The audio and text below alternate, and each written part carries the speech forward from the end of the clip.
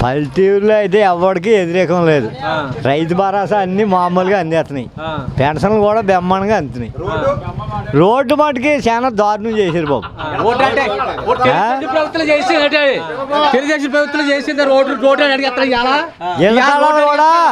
ఇళ్ళలో అంటే 4 టర్లు పరిపాలించింది. చేసిందా చెప్పు. అప్పుడు కాదు, ఏ రోడ్డు వేసింది? ఈ రోడ్డు వేసింది. అసలు ఈ రోడ్డు చెప్పు. లాగు రోడ్డు కూడా పొంతులు కూడా వెతుకు మనకి. ఈ రోడ్డు కూడా చెప్పు. నీకు ఆ రోడ్డు వదిలేయి, పొంతులు పొలాలు వదిలేయి. ఈ రోడ్డు జగన్ ఒకటే జగన్ అంటే ఏ తెలుగుదేశం ప్రభుత్వం వచ్చాక ఏం చేసిందా? ఏం చేసింది చెప్పు. తెలుగుదేశం ప్రభుత్వం ఇవాళ ఒక టర్న్ అట ఈ రోడ్డు చేయలేదని అడిగేస్తున్నారు. ఇవాళ ఇవన్నీ 9 పథకాలు ఇస్తున్నాడు. 9 రూపాయలు ఎవడిచ్చాడు చెప్పు. అమ్మో అప్పుడు ఆయాల బ్యాగులు కూడా ఎత్తాడు. బ్యాగులు కొట్టాడా? ఆయాల కొట్టాడేటి? చంద్రబాబు నాయుడు వచ్చాడు కొట్టాడా?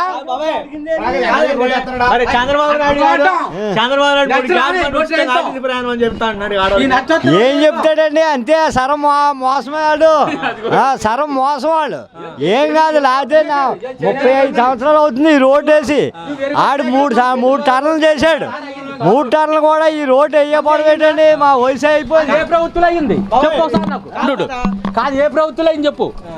అది అప్పుడు రోడ్డు రావడం మనకి ఏ ప్రభుత్వం అయింది? కాంగ్రెస్ ప్రభుత్వం అయింది. మరే తెలుగుదేశం వచ్చాక ఏం చేసిందమ్మా? మనకు వచ్చింది ఎప్పుడైతే కాంగ్రెస్ ప్రభుత్వం వేసింది. టైం దాడిపోయాక 3 టర్లు పరిపాలించాడు చంద్రబాబు నాయుడు. 3 టర్లలో ఎప్పుడు వేసాడు రోడ్డు చెప్పు. మన నాయకులు అడగాలి. ఇవాళ ఏం చేశాడు అడిగేస్తున్నారు. ఇవాళ ఒక టర్న్ అడుగుతున్నారా? ఈ చుట్టూ వస్తాను. ఈ చుట్టూ వస్తే ఎంత పాలన గురించి మరి మేము మాట్లాడమండి. దాని గురించి పవన్ కళ్యాణ్ గురించి మేము మాట్లాడకూడదు. మేము మాట్లాడడం మళ్ళీ మాకు సీఎం జగనే కావాలండి. జగనే కావాలి. మళ్ళీ జగనే. ఎందుకు మాకు అన్ని పథకాలు అందేందుకు మాకు జగనే కావాలి.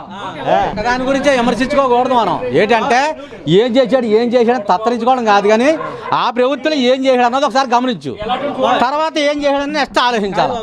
పవన్ కళ్యాణ్ చంద్రబాబు నాయుడు 160 సీట్లు గెలుస్తా ఉన్నారు. గెలుస్తారు. ఎన్ని గెలిచినా సీఎం అతనే. వైఎస్ఆర్ అంతే. మాకు ఏమాది